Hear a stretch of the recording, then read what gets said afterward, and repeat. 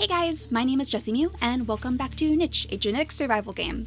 Once again, I apologize if my voice is a little bit rough today, because I am getting over a cold right now, but thank you guys for all of your well wishes from before. I'm feeling much better, so hopefully you can all expect to see Niche videos on Mondays and Fridays again. Right now though, I was just looking at the youth of our pack. This new generation is so strong. Most of them seem to have those big claws and the antlers too, which means that they typically have like a 4 to 5 points in their strength. Seiko only has 3, but this guy over here has 4. We have 3 on this one, and of course Duknu's sons are absolute beasts. I was actually hoping that today they could kind of try to push out the territory a little bit more as well, because we know that they can both take down a carnivore together in just like one turn. If they have enough turns themselves, then they're able to just completely destroy the carnivores that come after us. So I think that would probably be a good idea to kind of lead them away to explore the grasslands a little bit more, see if maybe they can find some more berry bushes that haven't been picked clean by bunnies. I have a feeling this one is probably empty over there, even though it looks like it's full right now in the dark. So we'll probably have them go explore today, and I also wanted to move Rotaku over to bunny duty, because as long as he has somebody in the area to kind of like make sure that he knows he's still in the pack, that he's still around, and he can kind of sniff around the tiles, he should be able to swipe any bunnies that come hopping out of this burrow. We found that he was actually a very good bunny hunter. Even though he's blind, he's pretty good at hearing them, I guess, hopping around his little tiles here. So hopefully we can swap Rotaku out for Duknu, and then maybe Duknu can help his sons go out and explore too, because he has those 2 running legs, so he should be able to pick up any berries that they come across. So I think right now we might do that, but actually before I think about swapping them out, since we're running a little bit low on food, I also wanted to see if we could get one more baby out of Rasi. She's kind of one of our best bets on blue eyes at the moment, because she has it in her recessive genes, and so do Duknu's sons. We found that Tanu was probably the best one to breed her with, so we might try for just one more before we send them out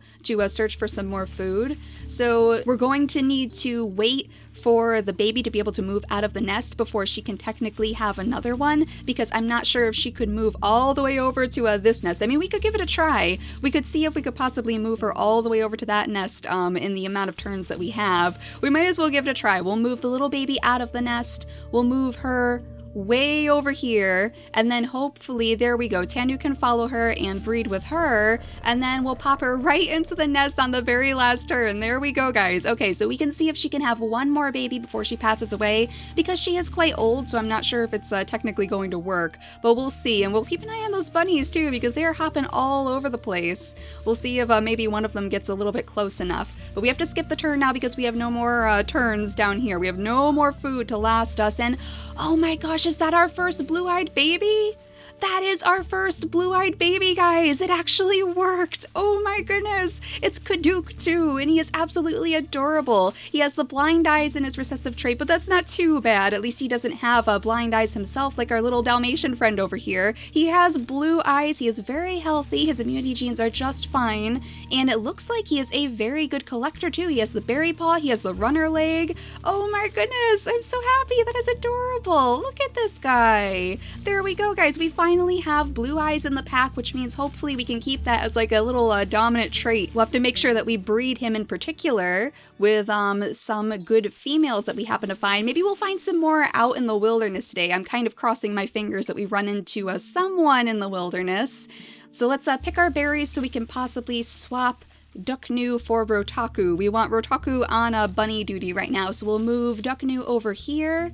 Right next to that bunny too. You're just a little bit too far away, aren't you? None of these guys can really swipe at him, and we'll move Rotaku right onto the little burrow there. So there we go. And we need somebody guarding this bush too. I'm definitely going to move somebody over there, because it looks like that bunny is getting a little bit too close.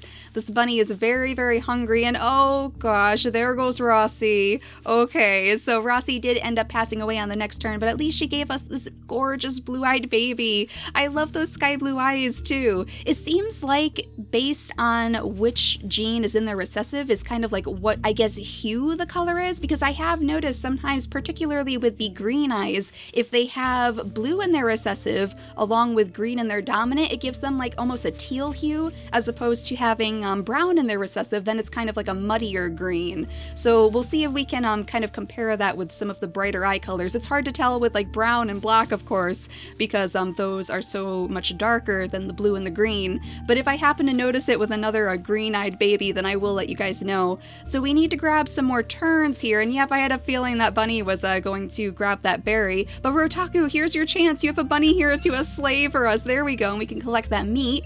And now we can move somebody over here to properly protect this berry bush from all of those hungry bunnies. I think Cirella might be the one to do it. We'll have Seiko and Cirella stay over here by these bushes, and maybe they could even find some more in this grasslands over here.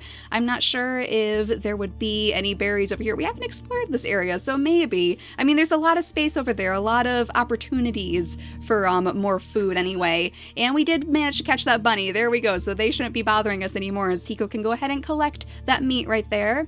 So we have a little bit more food to use, and I think we will start pushing Duknu and his sons out this way as soon as we pass the turn here, because I don't want to use too much food with all of this rustling grass in the background. I'm afraid that one of them is going to end up being a carnivore and that we won't have enough moves to actually get rid of him. So we'll gather up our berries first, of course. There we go. Kikiru, you can gather up some berries as well for us. And then I suppose we'll move Rudukvan and Tanu and Duknu off into the wilderness. I have a feeling this is probably another bunny too. I'm not 100% sure, but I'm hoping that it's a bunny. We'll move Duknu this way. There we go. And yep, that berry bush is picked clean, which means that these must be bunnies around here. Oh yes, they're already running away. So we're going to try to move the sons up with Duknu. And hopefully one of them will be able to kind of swipe away at the bunnies if they hop too close. And there's another berry bush. Okay, no wonder there was so much rustling grass over here, because it definitely seems like the bunnies try to stick around those areas with a lot of berries. And there's Lorraine. Oh my goodness, thank goodness, yes. Now we can gather up all of these berries that were standing nearby. And hello, little bunny. Malala is definitely going to snack on you. Thank you very much. He got just a little bit too close there. So now we can gather up these as well, and we're going to have so much food, which means we will definitely be able to push out the territory a little bit more.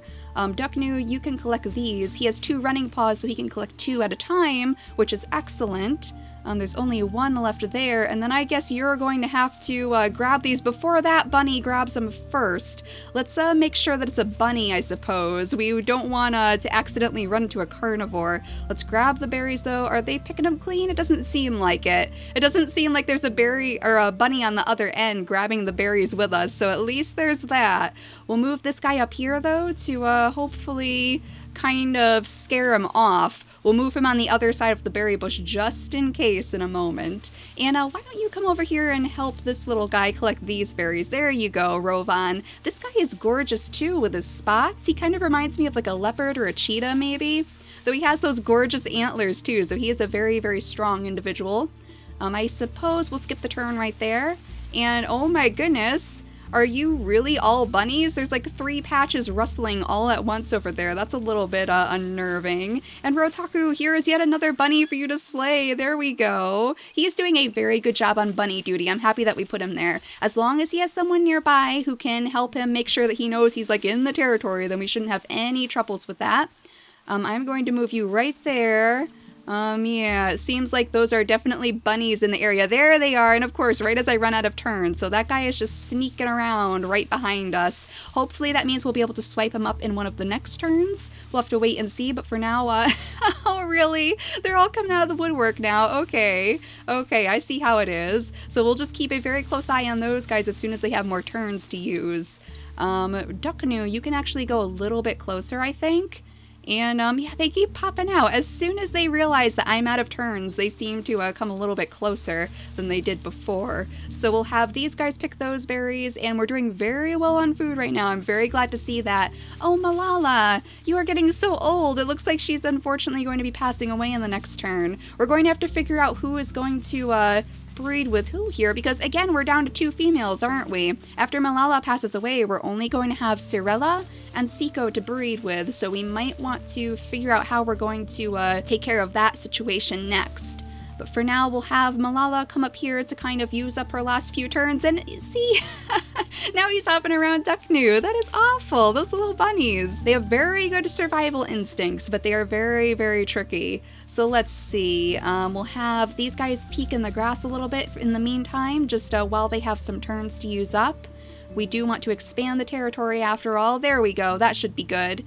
And yeah, I think we'll skip the turn now, and then we'll try to figure out who we can breed those two ladies with so we don't run out of females, because that is definitely that could definitely be a problem. So let's see, what sort of genetics do you guys have? This adorable little spit snout lady has the blind eyes recessive trait, so we'll have to keep that in mind. She also has the claw on the runner leg, and she has immunity genes F and B. So we want to make sure that whoever she breeds with does not have F or B. How about our little blue-eyed baby? He has E and D. So he is a possibility once he grows up, though he does have the blind eyes, so we have to keep that in mind. Cirella does not. Okay, that might be a possibility then. We might actually wait to breed Cirella with Kaduk, and then maybe we'll get lucky. Who knows? Maybe we'll get lucky and we'll manage to get another little blue-eyed baby. So I think that's what we'll do. As soon as Kaduk grows up, we'll breed him with Cirella, and we'll hopefully carry on the line of blue-eyed babies. We'll see how that works. But now, Seiko, what are we going to do with you?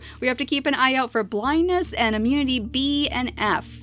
Okay, so let's see. Kikiru, how about you? You have immunity gene B, so I'm not sure if that's the best idea. He also has the poison fangs in his recessives, though, which is another thing that I kind of want to see if we can pass on, though because she has the spit snout, that might make it a little bit harder than with other females, because it seems like you can't pass the poison fangs with the spit snout.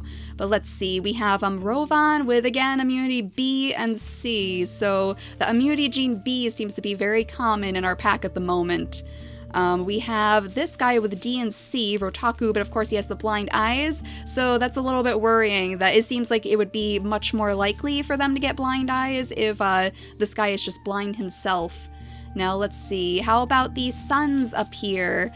This guy has E and C, so that's a possibility. Tanu, you might have another mate over here for you. This guy has B, so that's not going to work very well. And Duknu also has B, so it sounds like Tanu is probably going to come back to breed with Seiko, and we'll see if they can have a nice little baby as well.